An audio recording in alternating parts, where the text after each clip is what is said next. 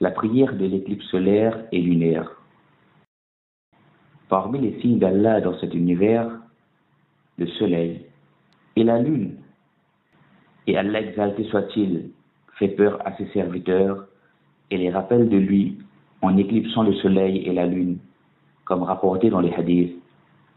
Certes, le soleil et la lune ne s'éclipsent pas pour la mort ou la vie de quelqu'un, mais ce sont deux signes parmi les signes d'Allah, exalté soit-il, au moyen desquels il fait peur à ses serviteurs.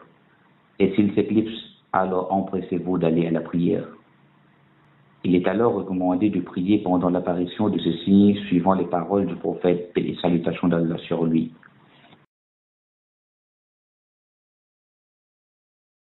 Certes, le soleil et la lune ne s'éclipsent pas pour la mort ou la vie de quelqu'un, mais ce sont deux signes parmi les signes d'Allah, exalté soit-il, au moyen desquels il fait peur à ses serviteurs.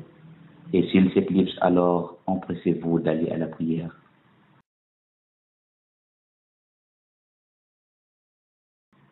L'heure de la prière commence au début de l'éclipse solaire ou lunaire jusqu'à ce qu'elle se termine. Le prieur met fin à sa prière même si l'éclipse est finie. Et la prière n'est pas à refaire si elle a été complétée avant que l'éclipse ne disparaisse totalement. Dans ce cas, il incombe plutôt aux musulmans de continuer d'invoquer et de demander pardon.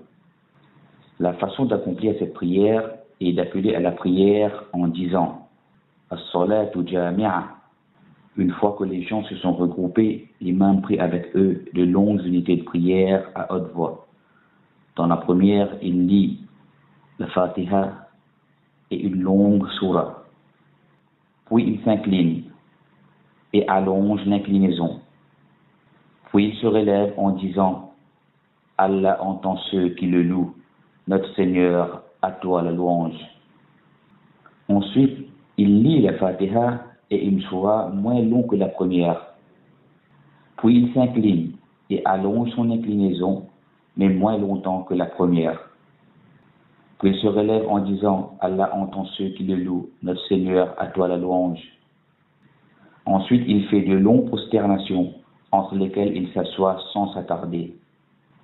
Ensuite, il se relève du deuxième prosternation en faisant le takbir, et il accomplit la deuxième unité de prière de manière identique à la première, avec ses inclinaisons et ses prosternations, mais pendant une durée inférieure.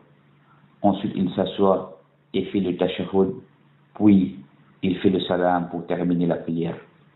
Aïcha, qu'Allah soit satisfait d'elle, a dit concernant cette prière: le soleil s'est éclipsé au temps du messager d'Allah, paix et salutations d'Allah sur lui, et il effectua la prière avec les fidèles. Il allongea la posture debout, ainsi que l'inclinaison, puis il se redressa et prolongea la posture debout, mais moins que durant la première. Ensuite, il s'inclina une seconde fois, mais moins long que la première. Ensuite, il allongea la prosternation, et après cela, il accomplit la deuxième unité de la même façon, puis il clôtura sa prière à la réapparition du soleil. À la suite de quoi il fit un sermon aux gens, il loua Allah, le remercia, puis dit: certes, le soleil et la lune sont deux signes parmi les signes d'Allah. Ils ne s'éclipsent ni pour la mort, ni pour la vie de quelqu'un. Et si vous êtes témoin de cela, alors implorez Allah, faites le takbir, priez et faites de la charité.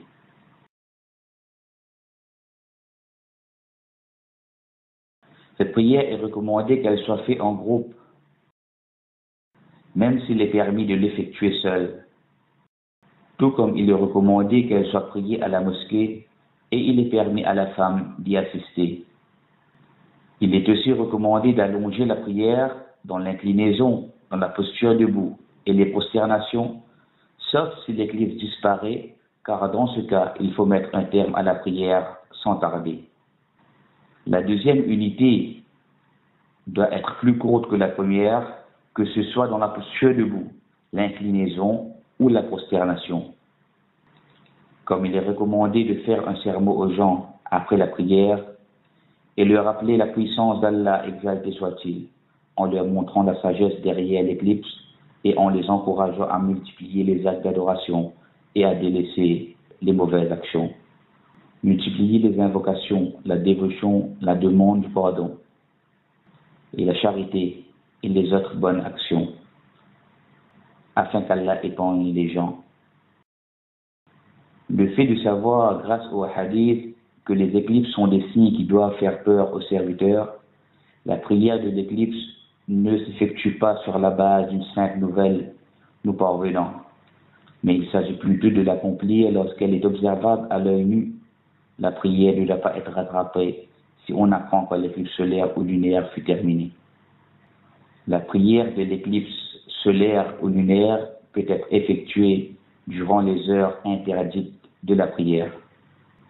La première unité est valide si on l'a atteint avant le premier inclinaison. Celui qui a obtenu seulement la deuxième inclinaison a alors raté la première unité. C'est-à-dire qu'il a raté le premier rakat.